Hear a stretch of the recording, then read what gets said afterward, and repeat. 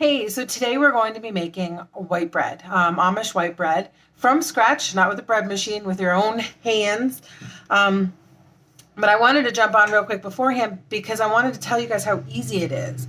If you've ever thought of making your own white bread and you feel maybe a little intimidated, just dive in and do it. It really is easy. It's one of those things where it maybe because seems like there's so many steps involved, but it really seems a lot harder than it is, and it's quite easy to make. So if you've been contemplating making it or you're not sure, just really dive in and do it. It's a lot of fun. It's really rewarding. It opens the doors to make all kinds of stuff from scratch, especially if you're trying to get into not buying so much stuff. Maybe doing some more things like, DIY at home.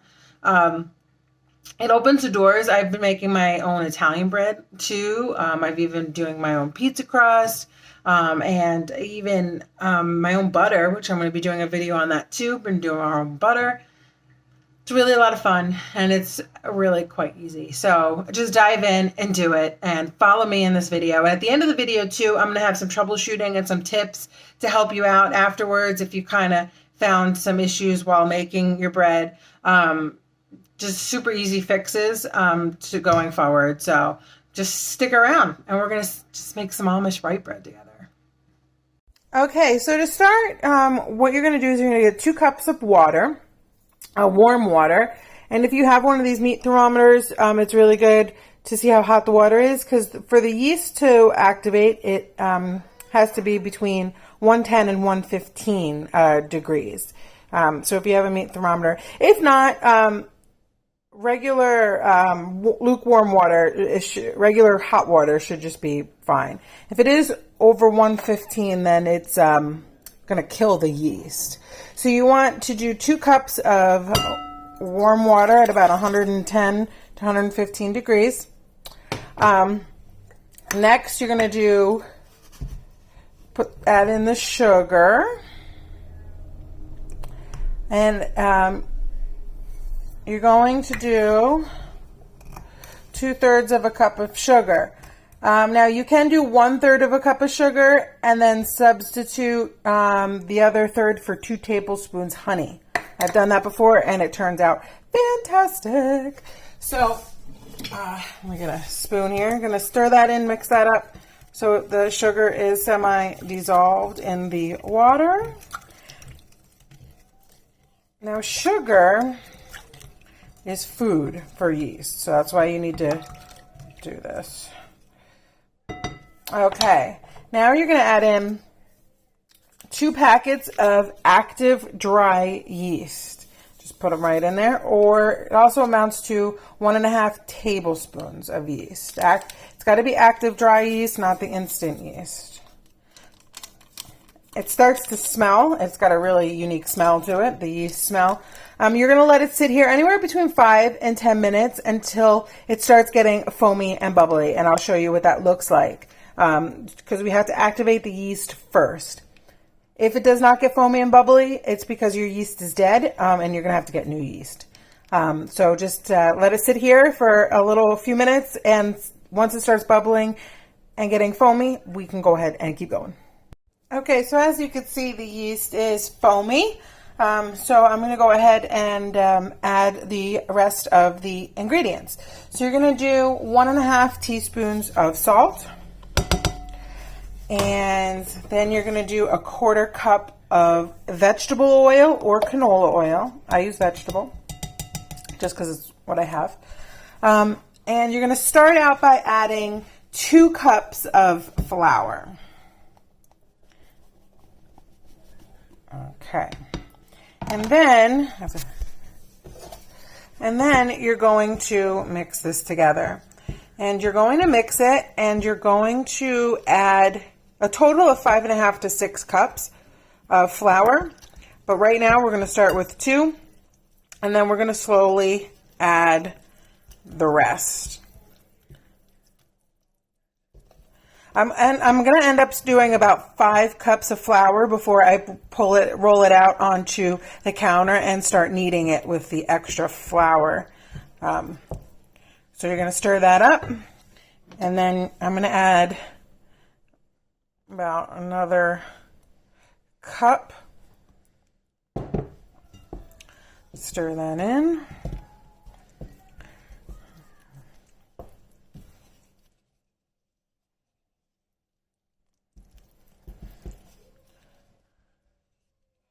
You can do this with the stand mixer. The stand mixers have the kneading hooks. So you can do it with a stand mixer if you are not using your hands. I do not have a stand mixer, so I have to use my hands to do this.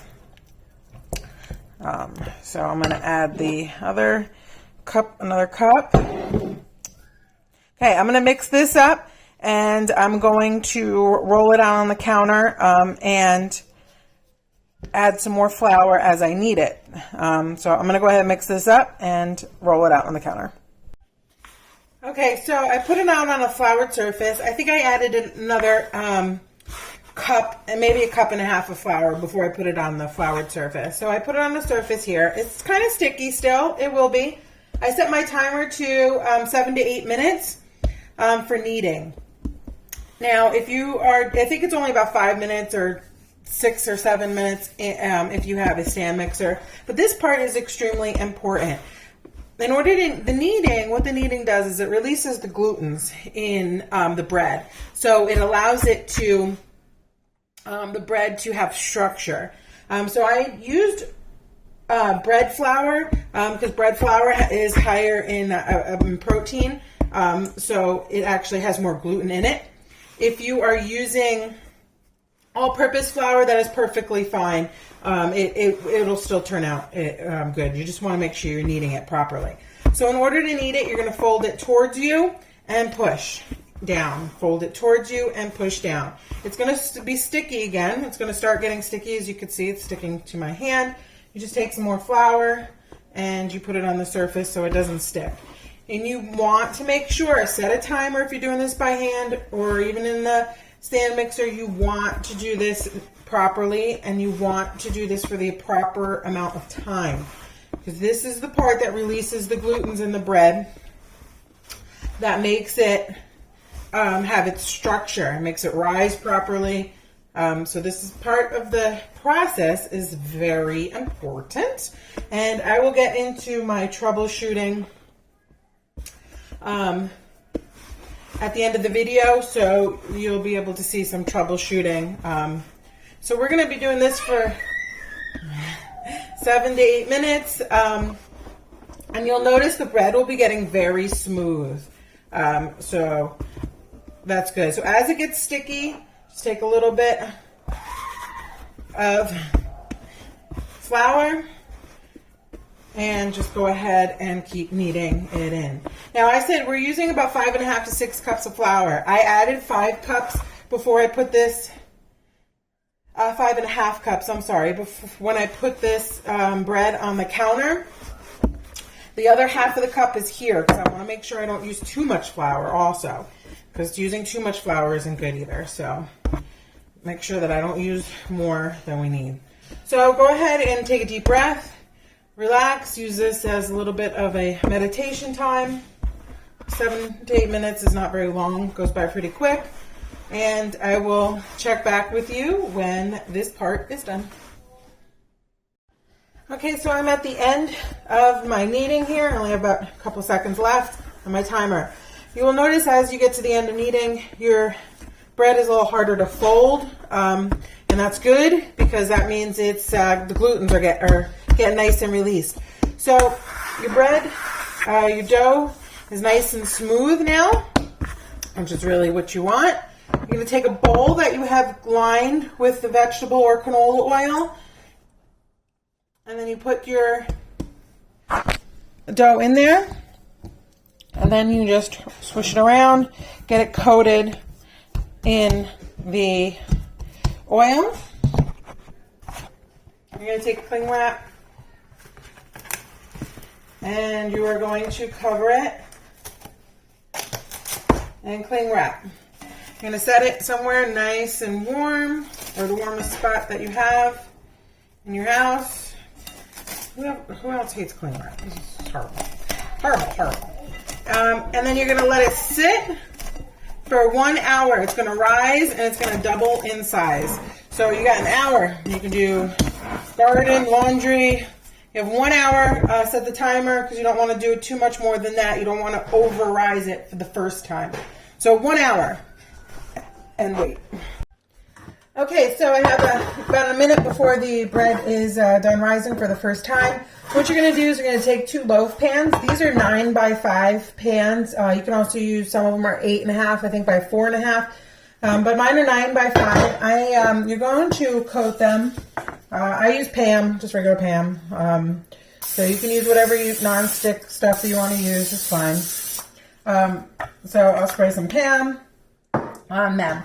Now I'm going to go ahead and get my bowl. Dough is doubled in size. It's been an hour. I'm going to go ahead and take it out. As I take it out, it was punched down, so you want to punch it down and get the air out of it. So what I'm going to do is I'm going to just take a bread knife because we're going to divide it into 2. So I just take a bread knife. I don't have any fancy tools around here. I'm guessing most people don't, so I just use what I got. So I'm taking a bread knife. Do not add any flour, don't do anything. And you're going to shape them into 2 loaves. 2 good sized loaves. So that you can put them, I'm going to take one and put it into bread pan, and I'm going to kind of get it in there like a bread loaf. That's all I do. I put it in there. Take the next one. Do the same thing. I think this one is a little on the bigger side, but that's okay. Okay. And that's it. I'm going to do that. Yeah, this one's a little smaller than that one, but that's okay. We'll make do. Okay, so what you're going to do now is you're going to lightly cover them. This is a great use for tea towels. I don't know about you, but I don't really use my tea towels. I love tea towels, but they're not practical use for the kitchen as far as, cleaning and drying things and stuff. So, but this is a perfect use for your tea towels because all you're going to do is cover them loosely. I want to loosely cover them because as the bread rises, it's going to push up the towels and you don't, any plastic wrap or anything like that is just going to stick to it. And you want it loose because you want the bread to be able to move whatever's on top of it, otherwise it won't rise properly. So what you're going to do is you're just going to let them sit. I let them sit. This is the important part. Some recipes will tell you 30 minutes, 45 minutes. Some will tell you an hour and a half. Some will tell you 2 hours, 3 hours. It doesn't matter how long it takes. If it takes 5 hours, it takes 5 hours. You want your bread to rise about 1 inch above the pan. And that's very important for cooking it because that's going to give it its height and its fluffiness when you bake it. So the time it takes is going to depend on the temperature and humidity of your house. So the cooler it is, the longer it takes for bread to rise. Every single time I make bread, it takes a different amount of time to rise. So I've had it take an hour. I've had it take 3 hours. It doesn't matter how long, as long as it has to be 1 inch over the pan. If it is cooler in your house and you think it's just going to take way too long, what you could do is preheat your oven to 150. Turn it off, and then put the bread loaves in there to rise in a semi-warm oven. No more than 150 degrees. And like I said, turn it off as soon as it reaches temperature, and then throw them in. And you could do it that way as well. I have not done it that way, but I know lots of people who have. I just let it sit on the counter and let it rise. So we'll sit and let it rise 1 inch over the pan, and then we will go from there. I'll let you know how long it takes this time, and I will catch back up to you. Okay, so I decided to try and proof them in the oven because it is chilly in my house actually today. So what I did is I preset the oven to the lowest point. For my oven, it was 170. And I put a oven thermometer inside. And once it reached about 100 degrees or so, I turned the oven off. So I have my bread in there, and I have another one full of water to keep the humidity high. So I'm just gonna keep that in there and keep an eye on it. I guess I'll check it probably about every half hour or so just to see how it's rising. You don't need to cover them in the oven because the whole point of covering them is to keep the moisture in and stop them from drying out and the dust getting on them and stuff. So you don't have to do that in the oven, especially if you put some water in there. It'll keep the humidity high.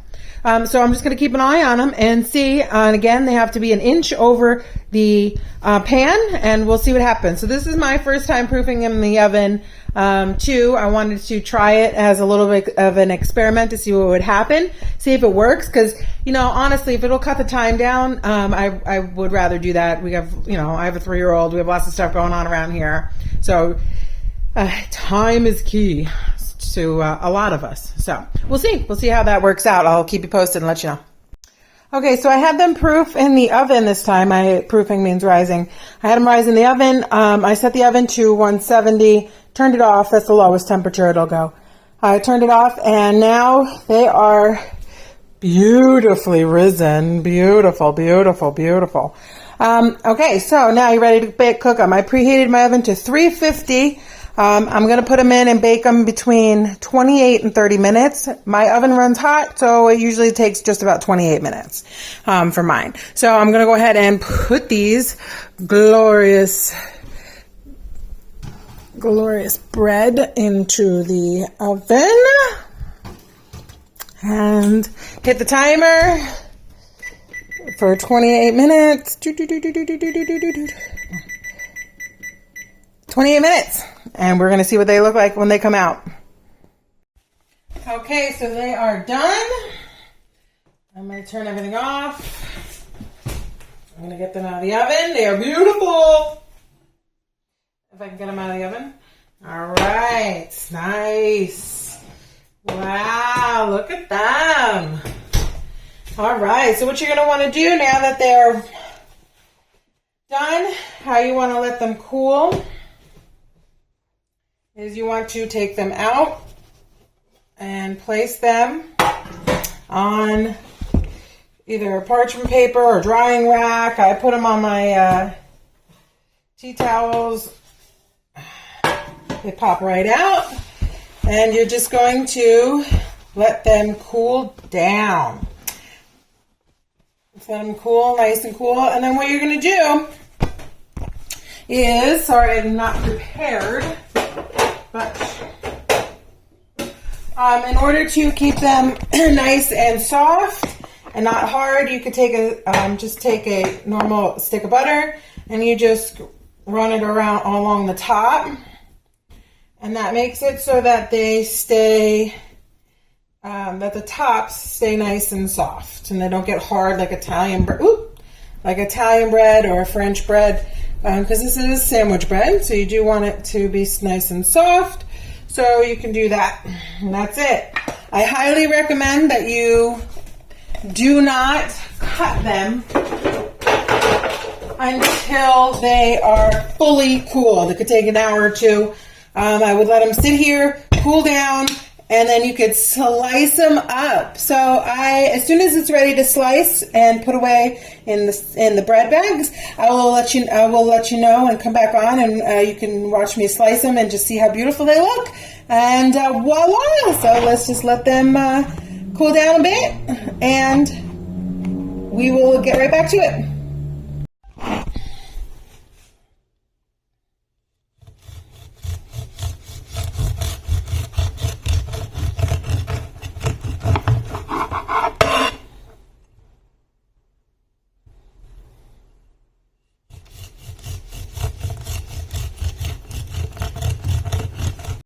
So here it is, all sliced up. I have one bread loaf in the freezer, and this is the one that we are going to use for the week. It's in a bread bag and tied up, and it's all set to go. So if you like this video and you want to see more, check out my channel because I have a lot of DIY home decor videos. I also have some home tours of our farmhouse that we're remodeling. It's a 100-year-old farmhouse. And recipes. I have some great recipes up, and I have tons more to do. Next video is going to be how to do butter from scratch also. So if you like this video and you want to see more and you like my channel, please like and subscribe, and I'll keep bringing them to you. God bless.